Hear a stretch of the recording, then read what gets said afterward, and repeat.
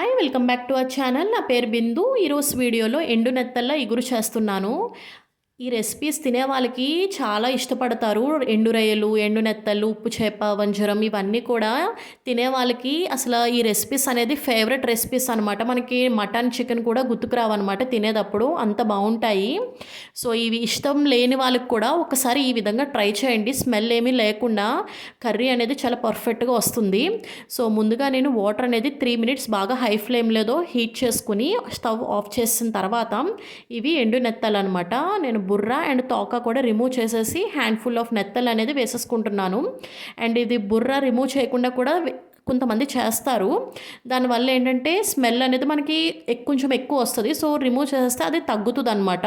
So ఇలా hot వాటర్లో వేసుకుని తీసుకోవడం వల్ల ఏంటంటే నెత్తలు అనేది కొంచెం సాఫ్ట్గా అయ్యి అండ్ డస్ట్ అనేది కూడా రిమూవ్ అయిపోతుంది.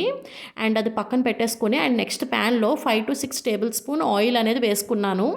అండ్ గార్లిక్ ఏంటంటే మీడియం ఉన్న గార్లిక్ని పీల్ ఆఫ్ చేసుకొని ఫుల్గా వేసేసుకున్నాను. And half spoon mustard seeds and కొంచెం కరివేపాకు వేసుకుని ఒక 2 మీడియం సైజ్ ఆనియన్స్ని ఫైన్గా చాప్ చేసుకుని వేసుకుని ఒక 2 మినిట్స్ అనేది ఇలా ఫ్రై చేసుకోవాలి. అండ్ నేను ఇక్కడ గ్రీన్ చిల్లీస్ ఏంటంటే 3 గ్రీన్ చిల్లీస్ ఫైన్గా చాప్ చేసుకుని తీసుకున్నాను. యాక్చువల్గా ఈ రెసిపీకి ఆయిల్ అండ్ గ్రీన్ చిల్లీస్ కొంచెం ఎక్కువగా ఉండాలి. సో అప్పుడే మనకి ఆ స్మెల్ని డామినేట్ చేసే విధంగా మనకి రెసిపీ అనేది తయారవుతుంది.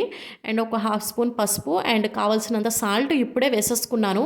ఎందుకంటే నెత్తల్లో కొంచెం ఉప్పుగా అనేది మనకు ఉంటుంది. సో అది దృష్టిలో పెట్టుకుని మనం సాల్ట్ అనేది వేసుకోవాలి.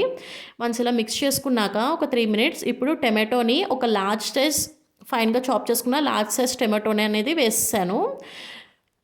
సో ఇది కూడా ఒకసారి మిక్స్ చేసుకుంటే మనకి ఆల్మోస్ట్ రెడీ అయిపోయింది. ఇప్పుడు మసాలాస్ అన్నీ కూడా వేసేసుకుంటున్నాను. 2 spoons dhaniya powder, half spoon jeera powder and 2 spoons chilli powder కూడా వేసేసుకున్నాను.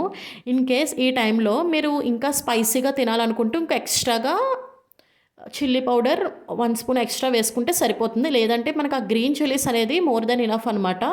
అండ్ మిక్స్ చేసుకున్న తర్వాత మనం పక్కన పెట్టుకున్న ఎండు నెత్తళ్ళు ఉన్నాయి కదా, అవి వేసేసుకున్నాను. చూసారు కదా, నేను వాటర్లో వేసి ఇమీడియట్గా తీసేసాను. లేదంటే ఇప్పుడు ఇలా మిక్స్ చేస్తున్నప్పుడు మనకి బ్రేక్ అయిపోతాయి అనమాట. సో అందుకే వెంటనే తీసేయమన్నాను. అండ్ ఇప్పుడు 2 కప్స్ వాటర్ అనేది వేసుకుని అండ్ ఫైనల్గా ఇంగు కూడా వేసుకున్నాను. ఒక హాఫ్ స్పూన్ ఇంగు కూడా వేసుకుంటే మనకి టేస్ట్ అనేది ఎన్హాన్స్ అవుతుంది. ఇప్పుడు ఒక 15 మినిట్స్ సిమ్లో కదపకుండా అలా పెట్టేసుకుంటే లిడ్ పెట్టేసుకుంటే మనకి పర్ఫెక్ట్గా ఎండు నెత్తళ్ళు ఇగురు అనేది రెడీ అయిపోతుంది. చాలా అంటే చాలా బాగుంటుంది.